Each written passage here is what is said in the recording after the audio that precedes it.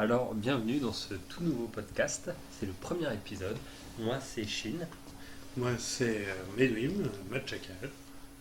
Alors, bonsoir. Bonsoir. Ça va? Un petit peu stressé. C'est un petit peu mon dépucelage du podcast. Je sais pas trop où je mets les pieds. Voilà. Tu sais ce que c'est plus ou moins un podcast déjà? T'en as déjà fait? J'en ai entendu un petit peu. Plus au final des podcasts US. Parce que sinon, j'ai vu 2-3, on va dire, vidéo podcasts un peu d'Alexandre Astier. Avec François Rollin. Et sinon, Kevin Smith, beaucoup. Hein. Ouais. Et donc voilà. S'il fallait que tu décrives un podcast, comment tu l'écrirais? Pour moi, un podcast, c'est deux personnes qui discutent d'un sujet qui les intéresse et qui pourrait potentiellement intéresser d'autres personnes afin de les réunir dans ce grand délire de la discussion. Et des idées partagées. Moi, à la base, c'est comme ça que je voyais le truc. Je suis assez d'accord. Après, je pense que c'est pas limité à deux. Parce qu'il y a des podcasts qui peuvent se faire à 3, 4, etc. Après, je pense que plus on est nombreux, plus ça doit être un beau fouillis pour le podcast. Ouais. Ou en tout cas, il faut que le spectateur il ait vraiment la connaissance des voix déjà, de chacun, etc. Après, les podcasts vidéo, ça existe ou c'est juste audio? Du coup, je sais pas si ça s'appelle des podcasts, du coup. Je crois que le podcast, c'est purement audio. Parce que c'est comme ça qu'on appelle le type de fichier, je crois, fichier podcast, fichier qui sont en plus pod, à mon avis ça vient du côté iPod, etc., pour aller les foutre sur l'iPod. Et voilà. Ouais. Mais alors du coup, le fait de discuter comme ça sur un sujet, avant qu'il y ait les podcasts, il n'y avait pas d'autre terme pour cela, c'est pas, parce que c'est pas une interview. C'est le fait que ce soit enregistré, puis rediffusé, comme que ce soit épisode, parce que sinon ce serait simplement une radio, mais ce sera en direct, avec des rediffusions ou des trucs comme ça. Je crois que c'est le fait qu'il y ait des épisodes qui fait que ça se différencie de ce qui se faisait avant. D'accord. Moi, en tout cas, c'est ce que je dirais. En tout cas, j'aime bien le mot podcast, même si du coup ça fait classe. Genre, on fait un podcast. Ouais, c'est ça, tu vois, c'est tout de suite. Bienvenue sur notre podcast. Tu vois, rien que ça, ça impose le style. Alors voilà, donc, pour l'instant, on a fait une première introduction, bienvenue sur ce nouveau podcast, parce qu'on n'a pas encore trouvé de nom. Alors on va y réfléchir, peut-être que ça va nous venir un moment ou un autre. Parce que l'appeler podcast, je trouve que ce serait un peu trop facile du coup. C'est un peu facile. C'est un peu facile. Du coup t'entends. Mais voilà. Est-ce que la facilité est toujours t'entendre? Moi j'aime bien. C'est laisser le mot cast dedans, à la fin ou au milieu, je sais pas, un truc comme ça, pour savoir un petit peu de quel genre c'est. Ouais, ça peut être. Ouais. Mais parce que si on laisse pod, du coup, c'est pas cool, quoi. Ouais, ça fait, je sais pas trop. Les pods aussi, le petit côté existence, quand même. Hein. Petit rapport au pod, c'est sympa, c'est un lien. Dans Existence? Dans Existence, les pods sont en fait, c'est des sortes, on va dire, d'antennes Wi-Fi biologiques qui te permet d'aller dans une réalité parallèle en groupe. Quoi. Enfin, c'est bizarre, quoi. Mais Existence, c'est ça, c'est qu'en fait, c'est pour pouvoir rentrer dans la dimension du jeu. Donc tout avoir, quoi. C'est un lien afin de permettre de rentrer dans un monde qu'on ne connaît pas. Donc, oui. Car c'est un lien pour rentrer dans notre monde que les gens ne connaissent pas. Et qui sont bien contents de ne pas connaître. Mais alors, du coup, quel est l'intérêt, moi, d'écouter notre podcast? Mais l'intérêt, moi, j'ai une question qui me brûle les lèvres, que j'ai envie de te poser, pas depuis 15 000 ans, hein, mais c'est là, depuis qu'on a eu l'idée du podcast, c'est-à-dire il y a 2 jours. Et c'est que cette question m'a traversé l'esprit. Et je te la pose maintenant. Très bien. Je suis tout si tu pouvais, dans la réalité, comme dans les jeux vidéo, respawner, mais il fallait que tu choisisses un endroit où tu respawnerais toujours. Quel endroit? Toute ta vie, à chaque fois. Un endroit, tu respawnes là, quoi. À chaque fois que tu as une couille, tu as un truc, tu peux choisir de respawner et tu reviens à cet endroit-là. C'est super dur, ça. Parce que, quel endroit c'est? Mais c'est une question super chaude. Parce que ça dépend. Enfin, déjà, ça dépend complètement quel doit être ton parcours. Mais seulement là, on est au début on est au début de ta vie active, on va dire. C'est là qu'il faut que tu fasses le choix, parce que demain, à tous les coups, tu vas devoir respawner. Ah oui. On sait jamais. Donc d'accord, il faut que tu choisisses aujourd'hui. Tu vas pas choisir dans 15 ans quand ça ne servira plus à rien de cette capacité qu'on te donne. Déjà, tu vois, moi, je partirais sur le principe de réfléchir à en quoi ça pourrait m'être utile de respawner là, du coup. C'est-à-dire qu'est-ce que, par exemple, si on reprend un respawn à GTA, c'est vrai que respawner devant un hôpital, Ça peut être pratique si on t'a pété les 2 clavicules et arraché toutes les dents. Après, si c'est un respawn du style tu respawns nickel. Faut que ce soit le respawn universel. Oui, mais justement, le respawn Celui universel. qui, dans toutes les situations, qu'elles soient bonnes ou mauvaises, ça passe à peu près. Ouais, mais faut pas non plus se retrouver coincé dans The Groundhog Day. Le Groundhog Day. Ouais, Oui. où du coup. Un jour sans fin pour. Voilà, Un jour sans fin avec Bill Murray, film de Dan Aykroyd. Magnifique pour ceux qui ne l'ont pas vu, on a que du bonheur de l'époque où on faisait des films humoristiques. Il est de Dan Aykroyd ou il est... Ouais. Je crois qu'il était de l'autre là.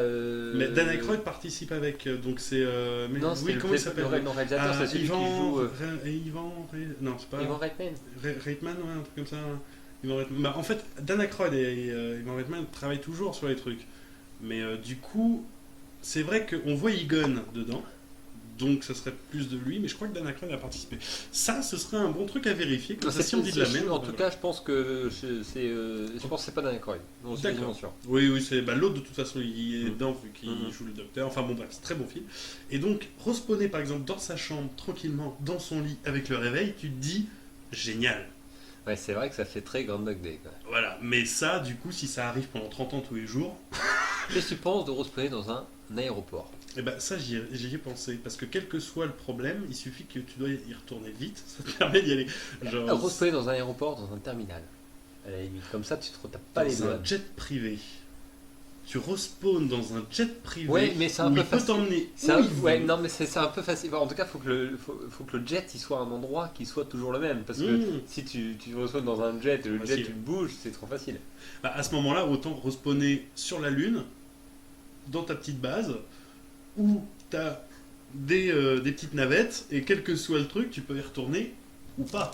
Parce que si vraiment t'as foutu la merde au point de respawner, genre là, demain, on vient de voir, et on te dit, Medwim, quel est ton point de respawnage? Tu vas pas dire la Lune.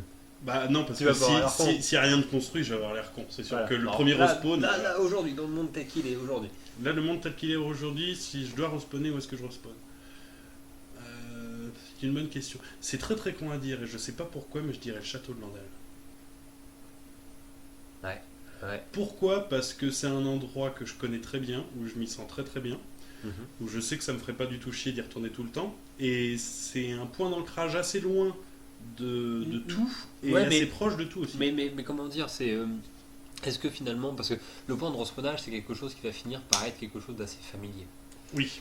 Qui est complètement antagoniste à l'idée de l'aventure. Alors que si tu penses à l'idée de... Ah, on va devoir faire une pause. Désolé. Ça y est, ça reprend au même endroit. Ok, nous revoilà. Désolé, petite interruption.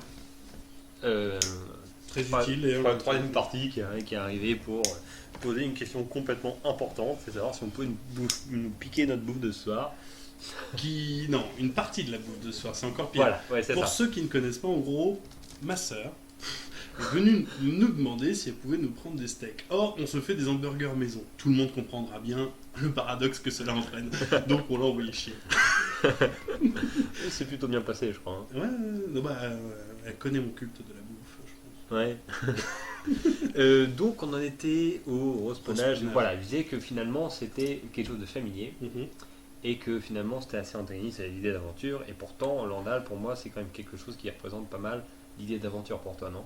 Bah bien sûr, mais après c'est vrai que si on doit respawner toujours au même endroit, pour reprendre ton truc, autant respawner dans un endroit qui pourrait être utile quel que soit le cas de figure, mais qui ne serait pas un frein non plus. Et Landal peut être un frein, parce que respawner à Landal, c'est-à-dire que si tu es en train de faire quelque chose dans n'importe quel endroit, tu es obligé de perdre quelques heures déjà. Ouais. Donc c'est vrai que le coup de l'aéroport est quand même une très très bonne chose. Mais alors du coup, admettons, de toute façon on part de respawnage, donc tout est possible, autant se dire qu'on respawn dans, par exemple, une ancienne piste d'aviation militaire, tu vois. Genre la petite caserne abandonnée qui sert aussi pas de squat, mais en fait tu peux vite repartir, quoi. Voilà, c'est ça, c'est un lieu de vie où tu as tout ce qu'il faut pour y vivre, mais où tu peux repartir aussitôt.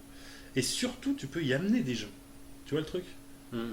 Et ça peut être pratique, parce que si tu respawns à des endroits, eh ben, c'est bien, mais si tu respawns à l'endroit où il faut, c'est bien aussi. Ça peut devenir ton chez toi, par exemple. Si on part sur le principe de l'aventure, cette petite base abandonnée, qui pourrait être du coup à Landal ou n'importe quoi, avec une piste d'atterrissage, un local pour pouvoir y vivre, de l'eau, de l'électricité, des vivres, tout ça, bien sûr. Sinon, comment podcaster? Mais ça pourrait être très très bien parce que tu pourrais y amener des gens, et ce qui fait que quand tu respawns, tu te retrouves au milieu de ces gens. Et ça peut être pas mal. Donc voilà, pour répondre à tes questions, je partirais sur un truc un peu comme ça. D'accord, ok. Non, intéressant. Mais alors, du coup, pour rester dans cette optique-là, un peu de jeux vidéo, des fois dans les jeux vidéo, quand tu respawns, tu perds tout, sauf certaines choses. Ah! Tu vois le truc? Ouais, c'est-à-dire que dans certains jeux, tu vas garder ton équipement, dans d'autres, tu vas garder tes capacités, par exemple. Toi, quelle est la chose fondamentale avec laquelle tu serais obligé de respawner? Matériel ou pas? Là, je dirais mon PC. Ouais. Effectivement, alors on reste dans le matériel du coup.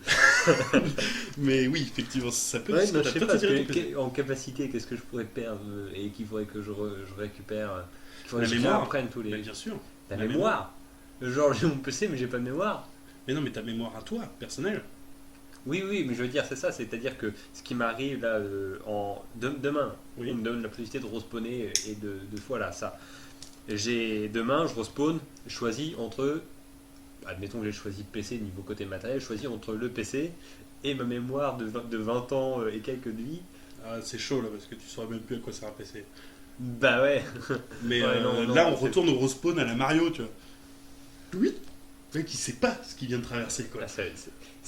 T'en as jamais rêvé, ça? De respawner à la Mario? Genre, il te reste plus qu'une vie? Non,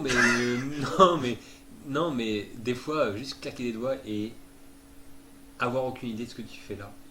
Pas savoir qui sont les personnes que tu connais normalement à fond, pas savoir ce que tu avais prévu, ce que tu es censé faire comme boulot, et juste pas forcément pour vraiment le vivre ça, mais pour être curieux de qu'est-ce que tu irais faire, qu'est-ce que tu ferais, où est-ce que tu te replongerais d'un seul coup, 2 mois après tu serais dans la même situation.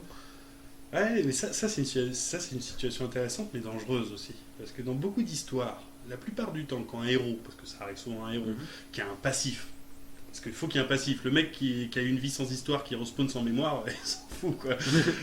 Si tu as un passif, la plupart du temps, quand tu respawns sans mémoire, tu te recrées un toi-même pur, d'un certain point de vue, sans toutes les erreurs ou les expériences que tu as eues de ton passé.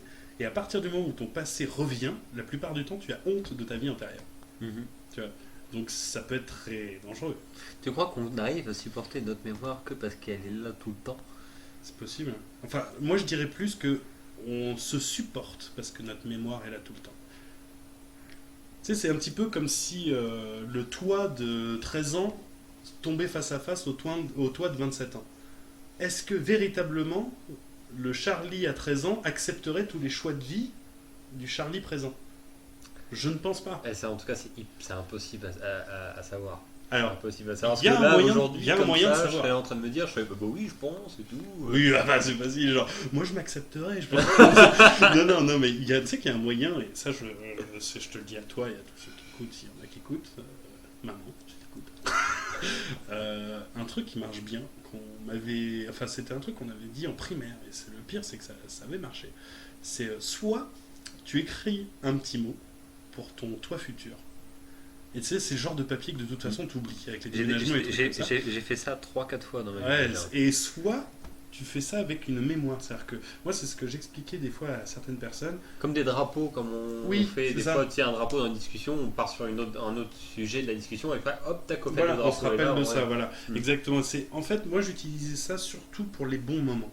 C'est les moments où, tu sais, on a tous vécu ce moment-là où à un moment donné, on réalise que putain, on a du bol, limite on ne mérite pas ce moment, et la vache, tu vois pas ce qui pourrait être mieux, tu pourrais pas ce qu'il pourrait y avoir de plus. La seule chose qu'il faudrait, ce soit que ça dure, tu vois. Et ça, ces moments-là, moi du coup, j'essaye, quand je me rends compte de ça, parce qu'il y a certaines fois, tu te rends compte trop tard, de faire une sauvegarde en fait. C'est ça, c'est-à-dire que d'essayer, là, je sais. Tu vois, là, je sais, en ce moment, je vais super bien pour telle raison. Je vois ça plus tard, je vois ça machin. C'est vachement bien de faire ça. Moi, ça me fait penser en fait à un des plus beaux exemples, parce que plus beau en tout cas que les exemples que moi je peux donner de ma vie personnelle, parce que j'ai pas une vie aussi belle que le mec dont je vais raconter le truc, c'est Kevin Smith qui en fait s'est retrouvé un jour pour je sais plus la première fois, non, je sais plus, un des premiers gros Q&A qu'il avait fait devant une scène remplie de je sais pas combien de centaines de personnes. Et à la fin de son truc, il savait pas il explique bien qu'il savait pas s'il était capable de le faire au départ, etc. Il y avait plein de gens qui lui avaient dit que c'était une mauvaise idée, etc. Il avait quand même poussé le truc, il l'avait fait. À la fin, tout le monde était en train était debout, en train de lever la main, gueuler son nom, d'applaudir, truc qui était génial, Le etc. franc succès. Quoi. Et il a quitté la scène, il a pris une photo du public. Et il s'est dit que bah voilà, c'est qu'à chaque fois que quelqu'un douterait de lui et lui dirait qu'il faut mieux pas qu'il fasse quelque chose, et bah il ressortirait cette photo pour se dire que de toute façon, bah voilà quoi, c'est que il sait que on lui avait dit la même chose avant que ce moment-là arrive quoi. Et il a la preuve concrète, la preuve. C'est énorme parce que du coup ça me permet de voir quelque chose que j'ai assisté mais d'un autre angle et qui va, enfin moi qui me permet de relier deux personnes assez importantes pour moi et du coup je le sais pour toi aussi, c'est que lorsqu'on avait été voir avec Elsa, on a eu la chance d'aller voir la soirée du livre 6 de Camelot au Grand Rex en exclu. Et le premier livre truc de Camelot. Alors le 6e livre de Camelot, donc la dernière saison d'Alexandre Astier.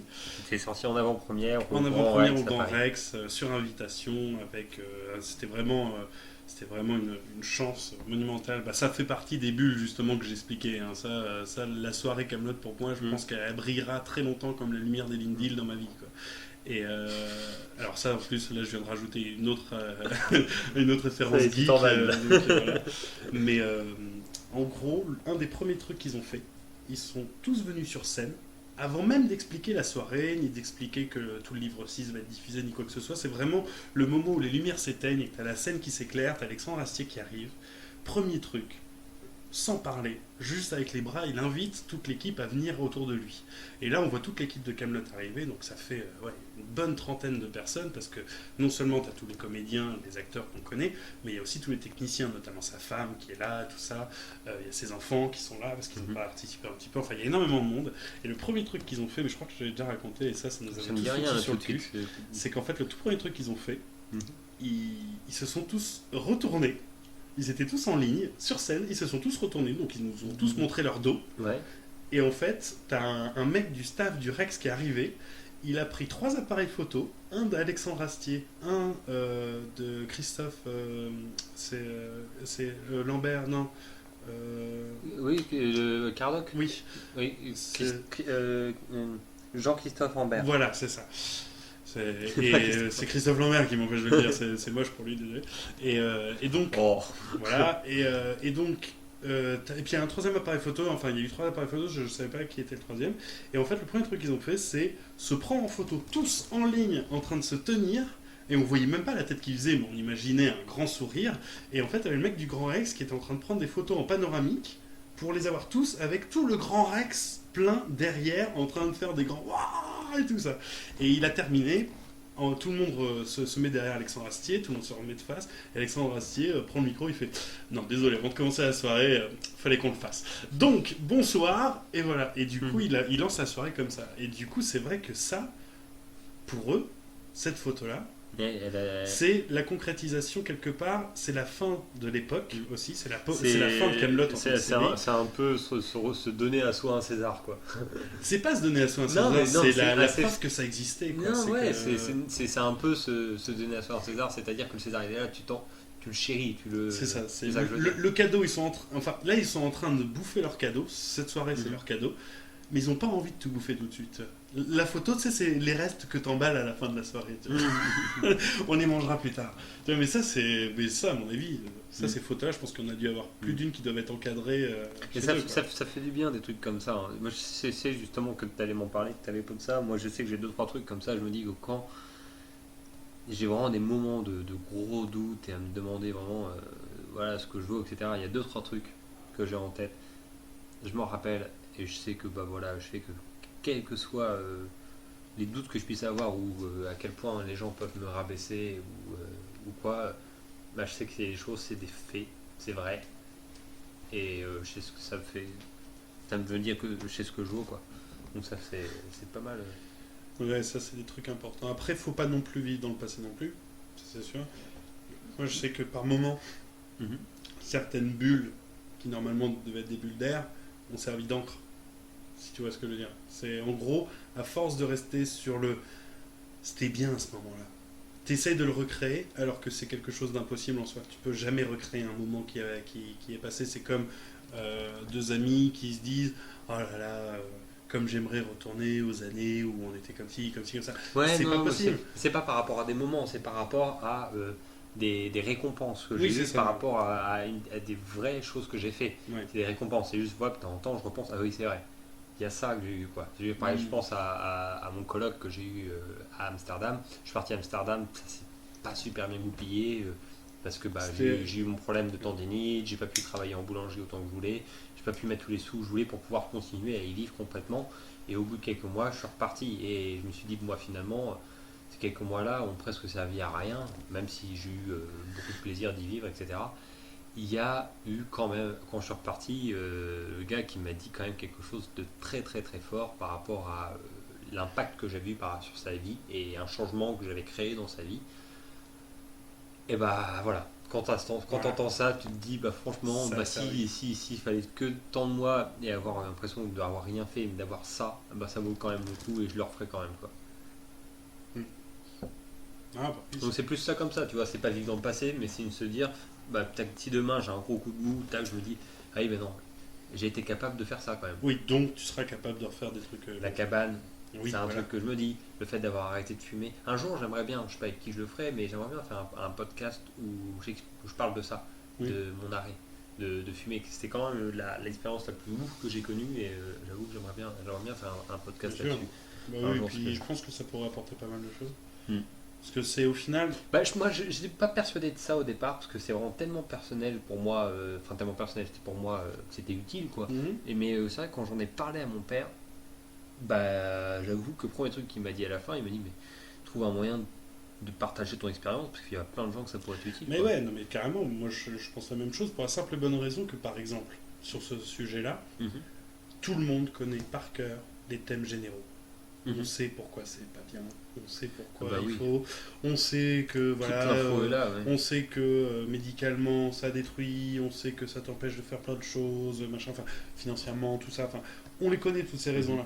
Et au final, ce qui manquerait dans certaines, on va dire, spots de prévention, ou des trucs ou des conneries comme ça, mais ce qui manquerait c'est juste, c'est la franchise, la personne à nu. Je vais pas essayer d'être moralisateur ni quoi que ce soit, je vais juste te raconter comment ça s'est passé.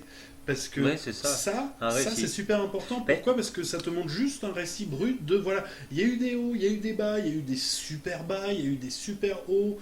Mais voilà, ça c'est fait. Moi je pense aussi le fait est que peut-être j'ai envie de croire que j'aurais plus de gens à vouloir m'écouter sur cette histoire-là. Je pense que c'est ça qui fait le cas déjà quand je raconte une histoire en réel comme ça, pas en réel. Tu vois ce que je veux dire? C'est le fait est que je dis pas de mal. Je dis pas de mal de la substance quoi. Je suis encore à dire que c'est quelque chose que je pense qui est vachement bien. Il y a énormément de gros défauts. Il y a plein de trucs qui vont pas du tout avec, mais c'est quelque chose que je pense pas que ce soit mauvais et que je respecte énormément. Oui, c'est pas la chose qui est mauvaise, c'est l'utilisation qu'on en fait. C'est ça, c'est ça. C'est vrai que ça c'est quelque chose qui, oui, c'est pas faux. Parce Mais que- on en fera, enfin je sais pas si on remarque qu'on peut peut-être, je sais pas, switcher là-dessus, peut-être pas nécessaire de le faire tout de Peut-être suite, pas c'est peut-être nécessaire. c'est Non, peut-être un une peu prochaine lourd. fois, encore. ouais, Une ça, c'est prochaine un fois, sujet un peu on en plus fait un où lourd. on se prépare à l'avance Ouais. et on pourrait le faire. Ouais. Bah, du coup, en plus, je pense que ça pourrait être un podcast intéressant par la suite, dans la mesure où on aurait deux points de vue différents, celui qui l'a fait, celui qui l'a pas encore fait. Ouais. Et ça pourrait être intéressant aussi, voir ce que ça en découle derrière. Quoi. Mais oui, ça, je pense que ce sera un podcast intéressant, mais avec une telle gravité que moi, je sais que personnellement, j'aimerais commencer par des choses un peu plus légères, tu vois, et puis là, dire, tu sais, commencer par cette fois, on va un petit peu calmer le jeu, on va parler de quelque chose qui tient à cœur, boum, on sort ce sujet-là. tu vois. C'est ça. Là, c'est le premier. Ouais, non, c'est vrai que tout. ça a commencé sur des conneries. Ah oui, oui, Et petit oui. à petit, c'est Mais c'est bien, ouais, c'est mais bien, ça, c'est bien, c'est c'est bien. super, c'est impeccable. C'est un petit peu la maturation du podcast. On en est à combien de temps? Je sais pas si c'est le truc, on serait à 25 minutes déjà en maturation, impeccable. Ah bah 25 minutes, 25 minutes. précoce ce Remarque, podcast. tu vas dire en SC2, passer en T2 à 25 C'est minutes. pas mal. C'est un peu le tard. SC2. Ça, ce serait un podcast très intéressant aussi, remarque. Un jeu qui a changé un peu nos vies. Hein. Un petit peu, et en même temps, pas tellement. SC2, juste, c'est StarCraft 2. Hein. StarCraft 2. Port of the Sword. Donc, alors, Wing of Liberty à la base, qui a été, on va dire, l'élan de la dynamique. Oui, et puis du moment. StarCraft 1. Bah, en tout cas, oui, on a commencé sur, ça, voilà. sur Wings of Liberty. On aurait. Enfin, moi personnellement, j'ai commencé sur Brood War, mais sur oui, ouais. l'extension de StarCraft 1. Mais voilà, si on commence à partir là-dessus, autant carrément faire un podcast sur StarCraft. Ouais, non, c'est clair. Mais il y aurait beaucoup de choses à raconter. Déjà, rien que notre passif par rapport à ça, ce qu'on en pense, machin. Non, il y a de quoi en faire un podcast. Hein.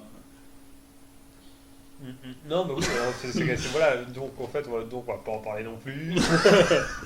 Donc là, voilà, ça s'est fait. Au bout de 25 minutes. On s'était arrêté tout à l'heure sur la question s'il fallait que je respawn et que je garde un une objet, seule chose, ou une chose, capacité, si tu etc. respawns. Et c'est là, c'est le Ce truc de sera la le mémoire. podcast respawn et c'est c'est bien. quand je suis parti en vrille et que je t'ai dit, Voilà. oui, est-ce que tu crois que du coup la mémoire fait que machin. Mais Enfin, c'était vrai, ce fut notre drapeau. Ce fut notre drapeau. Enfin, on l'avait un peu, ouais, voilà. Voilà, le drapeau mal planté. C'est ça. Il y a un truc qui traîne là-bas, je sais pas ce que c'est. Ah merde, le drapeau. Ah oui, on parlait de ça Non, là-bas. ouais, oui. Non, effectivement. Donc, repose sa question donc plus précisément parce que là je sais pas trop parce que c'est très dur donc de savoir. si tu devais respawner, quel serait le bien matériel que tu serais forcé de garder et quelle serait l'aptitude physique ou psychologique et enfin autre que tu te vois obligatoirement, obligé de le conserver. Partant du principe que le reste n'est pas forcément à disparaître à chaque fois, mais tu sais que dans ta tête, c'est les deux choses à garder. La première c'est le PC. C'est le mec qui a pas trop de fixette là-dessus, quoi. C'est le PC. Le deuxième, c'est difficile parce que ce serait reconnaître que j'ai des aptitudes dans un truc ou un autre. Oui, mais partons du principe qu'on respawn, c'est-à-dire que ça peut être un toit embellifié, tu vois. C'est le toit de jeu vidéo qui respawn. Voilà, parce que si c'est le moi d'aptitude que j'ai, mais que je ne suis pas forcément d'accord de me reconnaître parce que je m'en fous, et pour moi c'est tellement simple, c'est simplement fabriquer des trucs avec mes mains. Ce qui du coup dans un jeu vidéo peut être pratique. Ce qui du coup peut être pratique. Après, de capacités que j'ai pas et que j'aimerais bien avoir, enfin que j'ai un peu parce que j'ai eu jeu de rôle, c'est pouvoir inventer des histoires. Inventer des histoires, et d'une manière générale, pas inventer des histoires simplement inventer des histoires, mais vraiment trouver un moyen à travers ce processus de pouvoir apporter du plaisir aux autres et faire partager mon expérience. Bien sûr. Mais dans la fiction toujours totale. Oui, Ça, ce serait vraiment le truc. De toute façon, je posais la question d'une manière assez différente une fois. Je disais franchement, c'est comme ça que je sais vraiment quelle est ma vraie grosse passion dans la vie. C'est que si on m'enlevait tout demain et qu'on me laisse une chose à garder et que on me dit tu peux tout. Enfin merde, tu peux tout perdre. Tu peux tout mais perdre tu peux sauf garder ça. qu'une chose. Et bah ce serait ça. D'accord, très bien. Intéressant. En tout cas aussi, même je m'étais posé la question en me disant même si on m'enlève ça ou on me laisse ou la vie, tu vois, ça ou la vie. Ah oui, tu pourrais carrément le mettre en balance quoi. Carrément, ah bah oui carrément. Je crois que pour moi j'aurais plus de raison de vivre si j'ai pas ça. Si tu peux pas raconter l'histoire. Ouais. Mais en tout cas l'envie de raconter l'histoire. Parce que pour l'instant je raconte pas encore des masses, mais l'envie. Parce que c'est vraiment ça qui c'est mon moteur dans tout quoi. Ah, c'est vrai que c'est génial quand tu racontes Et quelque toi chose avec des gens. Alors moi. Matériel. Putain c'est chaud. C'est chaud. Hein. Ah moi matériel, je verrais pas grand chose. Le truc matériel que je suis obligé de respawner avec. Parce que tu vois, le mois de jeu vidéo te répondrait une arme. C'est de point de vue général, genre respawner avec une arme parce qu'on sait jamais, tu vois. Mais matériellement, peut-être de quoi fumer. Purement matériel, tu vois. Ouais. Mais partons du principe qu'on respawn à l'endroit où on veut. Bah oui, mais c'est con en fait, parce que si déjà on a choisi notre lieu de respawn, tu vois, par exemple, moi je respawn à un endroit où il y a des PC. Le portail ne marche plus demain matin, il faudrait que le. Oui, alors désolé encore, on a eu encore une autre interruption. Ah oui, On va clôturer la première partie de ce premier podcast parce que là on est appelé à faire un truc chiant. Et enfin chiant. C'est Oui. plus chiant que voilà. on retourne sur du matériel évidemment. Donc on vous dit à tout à l'heure. Et voilà. Et du coup, on peut appeler ce premier podcast qui est une intro un petit peu au podcast, mise en route. Et peut-être que le prochain sera StarCraft ou un autre. Oui, c'est vrai qu'on peut donner des sous-titres, des sous-titres au podcast. Parce que j'ai commencé à faire celui avec Kubera. Et on a juste appelé ça Shigocast 1, Shigocast 2. Bien sûr. Mais c'est bien de mettre des celui-là, des mise en sous-titres. route, pourrait être intéressant. Mise en route, oui, non, ça me paraît pas mal. Et après, moi, ce que je te propose, Mhm. vu que de toute façon, ce podcast de mise en route est aussi le podcast de mise en route de notre podcast. Donc, en même temps, ça m'a permis de comprendre ce que c'était qu'un podcast, mais ça peut permettre de comprendre aux autres comment on va faire notre podcast, si tu vois ce que je veux dire. C'est que le prochain, on peut dire qu'on va l'appeler StarCraft, parce que c'est là-dessus qu'on va commencer, sans savoir par quoi on va terminer. Bien sûr. Ah bah oui, parce qu'on va pas, on se flippe pas surtout. Bien sûr. Digression. Non. Bah, là, on l'a bien prouvé dans celui-là. On a commencé par parler de films et on a fini sur... Bon. Ah oui, c'est ça. Ouais. On a complètement respawné de droite et de gauche. Hein. Ah oui, là, oui. Bon, bah ça marche. Oui, on vous dit à tout à l'heure.